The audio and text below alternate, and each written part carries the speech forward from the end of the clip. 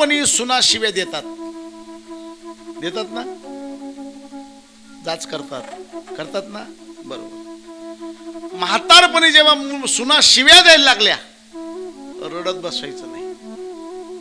पुरुष मंडळी, मुलं अपमान करायला लागले, रडत बसायचं नाही. मग डोळे बंद करायचे आणि थोडं मागे जायचं, विचार करायचा, मी माझ्या सासूशी कशी वागली होती, मी माझ्या बापाबरोबर कसा वागलो होतो.